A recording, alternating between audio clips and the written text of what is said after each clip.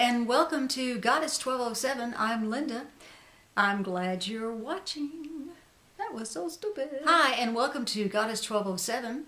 Today we're going to do the Beauty Scenarios tag. I'd like to thank Miss Beautiful Cozy Rosie for tagging me on this exciting trip down.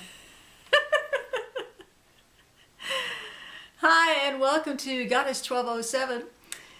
Thank you for watching. We're going to be doing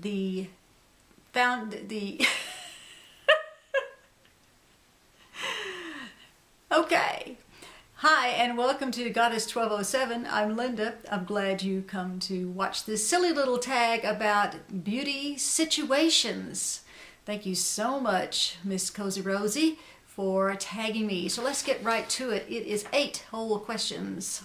And the first question, you have to get rid of all of your foundations and you can only keep one high-end and one drugstore. Which do you keep?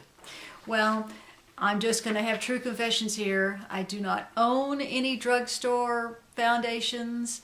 I have found that they don't match my skin very well, or they smell funny, or I don't know, maybe I'm just a snob. But anyway, so I have no drugstore foundations to worry about. But on the high end, well, you want high end, I got high end. And my latest craze that I just recorded about is called Sayuki. Sayuki is a custom blended foundation that right now is only at Neiman Marcus here in town, and it's paraben free and scent free and oil free, and they scan your face and put it in a little machine and the computer cranks out your code and then they shake it all up and you go home $85 less that you had in your pocket, and you have a beautiful foundation that is custom for you. So this is pretty cool right now. This is my favorite toy at the moment.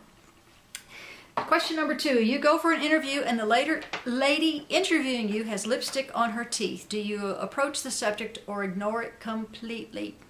Well, after I watched Cozy Rosie answer this, who is in the human resources business, she said you never mention it. So of course I'll do as I'm told. I would never mention it. I would just smile and hope that I had all my buttons buttoned. Number 3, you're not feeling yourself and need a pick-me-up. Which lipstick do you put on to make yourself feel beautiful? Well, I thought about this for a moment and I decided it had to be my buddy Tom.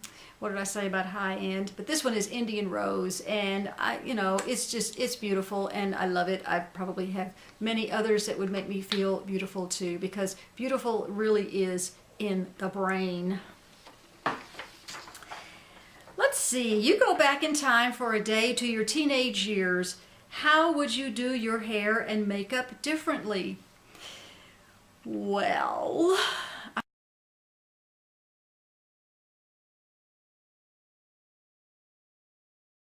I might not use all that sun-in that we used to spray on, remember? And it would turn your hair some sort of blonde. And then as it grows out, it makes a nice little, not so nice discoloration, separation, equator. I did that once, and then when it grew out, it was so bad I went and had color put on it, and whatever color they put, it made the blonde part turn green and the natural part turn mud, and so that was actually worse than the whole sun-in situation. But I also, believe it or not, had an anti-frizz, and my hair has a little curl in it, but it won't hold that much curl, and it was just awful. It was just awful. I'm not sure how I had any dates in high school, except that one guy.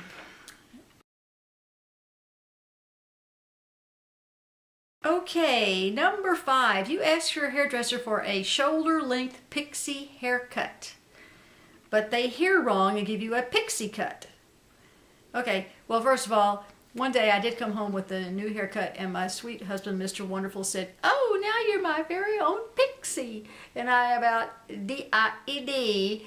So I don't want to be a pixie of any sort. So I kind of tend to watch what the hairdresser is doing, so I don't think that situation would ever happen. Number 6, your friend surprises you with a 4-day city break and you have 1 hour to pack. Which do-it-all palette do you pack in your makeup bag? Well, I do have too many palettes. It is a disease, but I'm in remission right now, so I'm doing pretty well, 1 day at a time on this palette problem. But I think I would probably take this little Tarte guy, the Be Magnificent. It's got pretty much everything in it that I could need in 4 days, and so that's probably what I'd take. Let's see, number 7, your house has been robbed. Don't worry, everyone is safe, but your beauty stash has been raided. What's the product you really hope is safe? Well, that was really not too hard because I knew it had to come from Indy Lee somewhere along the line. So I decided I would hope mostly for the squalene facial oil. I just really thought oils were for men's hair or suntans or something, or that it was going to break my skin out or do something awful, clog pores. But that is so untrue for the first part. But I do like Indy's, this particular squalene oil, because it is fragrance free and it just peps everything up, and I hope that no one will steal it.